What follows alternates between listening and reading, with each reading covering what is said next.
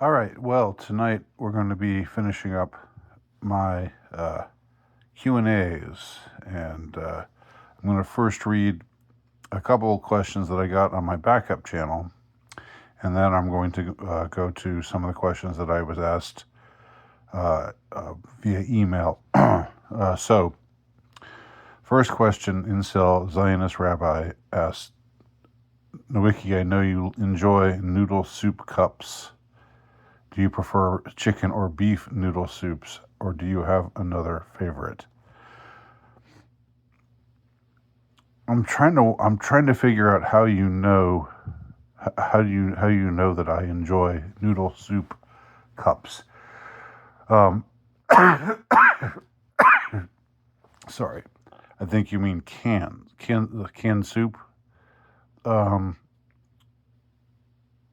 uh, so yeah, I think my favorite is chicken and noodle, Chunky's chicken and noodle. If I had to pick, that would be my pick. And then Zionist Rabbi also asked, "What do you think of the animated sitcom King of the Hill?" I was just talking about this the other day to someone. Um, it's I would say that King of the Hill, it's amusing at times, and it's been a long time since I watched it. But I think I more I more admire it as a sitcom than watch it and think that it's that's funny, uproariously funny, or anything like that. I like some of the characters, of course, and I enjoy. I like I like his friends. His group of friends. I don't remember Boomhauer and the gang, and like the guy who always wants to fight the federal government, and I don't know. I like their characters, and I like Hank's character. His wife is kind of a little annoying. Is it his daughter? This is not his daughter. It's his niece, right? She's kind of a little annoying. Uh, and his son's kind of a little, little annoying. But I like Hank, and I like his friends, uh, the guys that he hangs around with, and just stands with, in their backyards together. Um, so yeah, those are my thoughts on King of the Hill. I guess I don't know if I have more to say about it than that. Moving on. All right, here are some questions from somebody who emailed me, and I'm just going to be on the safe side and conclude that since this person emailed me, he or she doesn't really want me to identify him or her, so I won't. But this person asked me 6 full questions. I'm going to answer all of them because that's the kind of person I am. That's how much I love my fans. First question: Can you think of any bands that are famous or even semi famous that haven't sold their souls or are not from Bloodline? Not Enya, no, please. I wasn't about to say Enya. Would never have occurred to me to say Enya. Um, but having said that, I don't really know how to answer this because I don't know. I don't know who's Bloodline and who isn't, and I don't know the whole issue of selling your soul.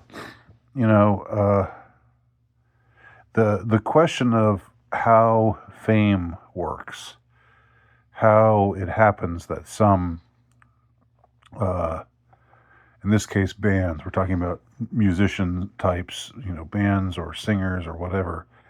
People in the music industry, talent in the music industry. Why some of them get famous and why some get famous and others don't. Um, I think there's probably something to being put in a position where you're able to sell your soul, and you willingly do so. Um, and I'm guessing that maybe some have gotten famous that haven't, and have still managed to keep their souls. But I don't know which. I don't know which is which. And I can't really. it's hard for me to say because how do you know what's the dead giveaway that anyone has sold his or her soul? You know, well, I mean, there are some who just write songs about the devil all the time, right? It's sort of the in thing now to where every one of your videos is about the devil. Um, and you read a site like vigilantcitizen.com, and they detail how uh, all these musical artists have um, have played this game, and it's involved doing things like maybe sacrificing somebody close to them, somebody that they love. Supposedly, the number of successful people in showbiz of one kind or another who have some close family member die uh, is way higher than the general population, which is suggestive of maybe them making a certain sacrifice to. But this is all speculation, all of it. So I'm unfortunately I can't answer. It's an interesting question, but I don't know who has sold his soul and who has not, who's managed not to sell his soul. It's really impossible for me to say. And it gets more disturbing when you think about bands that you like or musical acts that you like. And you think, well, surely they haven't done that. They're my boys, they wouldn't sell their souls, but maybe they have. What do you know? And they're not really your boys, You got to keep it all in perspective there. Number 2, what year did you have your best Christmas? I don't remember a particular year, but I think all of my Christmases as a young man, as a child, and as a young man, I think they were all really good, really great. And then it wasn't because, oh boy, what am I going to get? What presents am I going to get? It was just the general feeling of the season. And I still really like the Christmas season. I'm sorry if that makes me corny. I'm not sorry if that makes me corny. That's just I really like it. I think it's a good thing. Another question. Back in the 80s, as a child, did you think that you or any humankind would reach the year 2024? I didn't think about it at all. I figured I would, but I didn't. You don't really think about a random when it's the 80s. You don't really think about a random year in the future, and think what's going to happen. Where am I going to be then? If you're living in the 80s, considering the massive threat we faced with the nuclear fallout back in the day, yeah, I don't know if I ever thought that we were going to have the nuclear war scenario was actually going to happen. Yeah, it was something that was a possibility. I guess it remains a possibility, unless nukes aren't real, which is what some of you are speculating now. In which case, it's never been a possibility and still isn't one. So, next question. Are you upset that possibly your favorite bands might not have written or performed their music on record, as it has come to light that the Beatles did not write and perform most of their material? I don't know. What do you mean has come to light? I mean, I don't think that's known. This isn't me defending the Beatles, by the way. I haven't heard it stated definitively in a way that's suggestive of a credible source that the Beatles did not write or perform most of their material. I mean, I'm familiar with a lot of that. I have weird scenes in the canyon, And it's a fascinating book, and I know a lot of what's alleged there, and it gives one pause. But I don't. There's nothing in there in that book about the Beatles. I know people think that they're just some people out there just think that they're a creation of what's that group uh, of Tavistock, but I don't know. Um, as far as am I upset that possibly my favorite bands might not have written or performed their music, I don't think about it that much. And if I found out that that was the case, would it bother me? I don't think it would bother me because I would still like the music. Um, and it's the music that I'm really attached to more than who wrote it. You know, it's sort of this kind of reminds me a little bit of the Shakespeare authorship controversy. Um, as as someone who likes Shakespeare, likes a lot of Shakespeare plays, I've got to say it doesn't trouble me in the least that Shakespeare might be somebody different than who we have always thought Shakespeare is. Um, you know, it's not about the writer, it's about the work for me. Next question. Was Christopher Hitchens, Sam Harris, and Dawkins a psyop to get us away from God? Dawkins believed in the religion of COVID-19. Harris's mother wrote the Golden Girls. The Golden Girls. I don't. Was the Golden Girls just a supremely poisonous uh, propaganda show? Um, I don't know. Um, see, these people, these three men, these are all British, and they made some kind of they have some kind of effect over here on these shores, but I don't think they uh, um, really affected the general public the same way that they did in the UK. So I don't know if they're a psyop or if they're. I think they might just be like intellectual celebrities of a particular type who got selected to be celebrities for whatever, to be these kind of academic celebrities that they for whatever reason, whether personal charm. I don't know. Was Christopher Hitchens really? I don't know at all what Harris and Dawkins are like. Hitchens, it seemed, was kind of obnoxious, but maybe he also had a certain maybe he had a certain kind of charm to some people. Uh, so I'm inclined. I believe in psyops, but I don't just automatically start off from the beginning and think, who is this person? Why is he famous? This must be a psyop. I think it's more likely that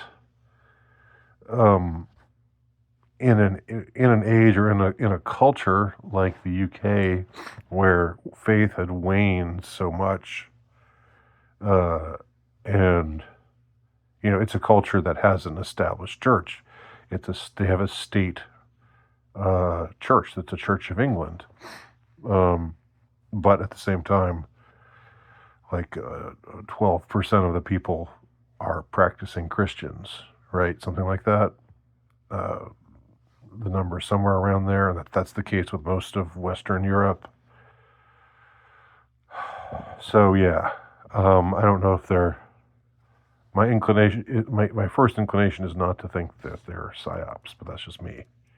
And final question from this person: you have to spend 12 hours in a room with just one of these people, Bono or Geldof. Who would you pick? That is way too easy. Yes, Bob Geldof was an annoying person, but Bono is in in a category all by himself. So, I would say I would pick Bob Geldof. Or maybe if I really wanted to try to get to know, like if I wanted to try to crack the code on Bono, um, then, but no, I don't think so. I don't think it would be worth it. I think Geldof is the choice by far. Uh, so, yeah. Okay, and finally, one other person who wrote me personally Q&A questions. First question, have you ever thought of starting a podcast centered on film and literature, similar to your right-wing English teacher channel you used to run? Yeah, I did have that channel for a while, that right-wing English teacher channel, and that if I had my druthers, that would probably be the kind of channel that I would most enjoy uh, conducting. Now, that that that would be, you know, like I wouldn't. I guess I wouldn't feel inclined to only talk about film and literature, uh, unless I was employed in some way to do so, and then I would really enjoy doing it. And I would take it, if I were being paid to do it, I would take it. I would be sure that my employer got his money's worth, and I would, write out copy and present it in a particular way, and presumably the videos would look a little more, I don't know, snazzy than my videos tend to. But but I think that's the subject that I'm most interested in talking about is evaluating art, and um, uh, and discussing great works of art, in the in the I'm not really qualified to talk about painting or sculpture, but I think but as far as literature and film, yeah, that would be fun. That'd be cool. Um, Next question. This person asks, what event or phenomenon, historical or current, would you like to see a movie made about? Okay. Uh, an event or phenomenon, historical or current. It would be nice. It would be cool to see a movie made about the alt-right with actual actors. Um, I guess somebody would play me, even though it might not be the sexiest part. Uh, but yeah. Um, but as far as like other like event or phenomenon, historical or current, that means it can be anything. I think most other things, have had movies made about them. So something about the rise and fall of the alt-right that might be make an interesting movie, as long as it was done in a non overly ideological way, or in a way that didn't just seek to demonize everybody involved. But that's not going to happen. Not unless I make it. And I might write a book about it sometime. Who knows? Next question. When it comes to the question of elections being rigged or predetermined, have the results of the most recent one changed the likelihood of that in your mind? No. No. It hasn't. I think, and I think I've said this before. I think it must have been. I think I have a video called "The War of the Elites," and in that video I discuss this question, among others, and I think that among the elites there are obviously some who just either are actual white hats, which is to say they're actually uh, good, reasonable people, um, or more likely. They're bad people, but they're bad people who are saying, "No, wait a minute, we don't want to. Let's stop with this, the psycho, this absolutely crazed lunacy that we've been doing, where we've been trying to go a million miles an hour, like all the 2020 stuff. Let's let's mitigate that. We've got to let half of the country that feels alienated right now also feel like they have that they have a stake in things. We can't just make it seem like they're all like they're all disposable and we don't care about them. So that's that's how I would answer that question. Yeah, I still have very I have a lot of doubt that they really put a lot of stock in, or that they allow their own the fate of their own agenda to be determined by something that's just completely out of their hands, like an election. I get the feeling that I mean, I do think that the most recent election is probably was not rigged. The results were probably true, but in other years they maybe would have rigged it, but this year they didn't, for whatever set of reasons, because they think right now, because the majority of the powers that be right now think, here's the direction we want to go. We want to put the conservative side, or the side that's supposed to represent the conservative side of the country. We want to put them back in power. That's just my take on it. All right. Well, and that concludes the Q&A.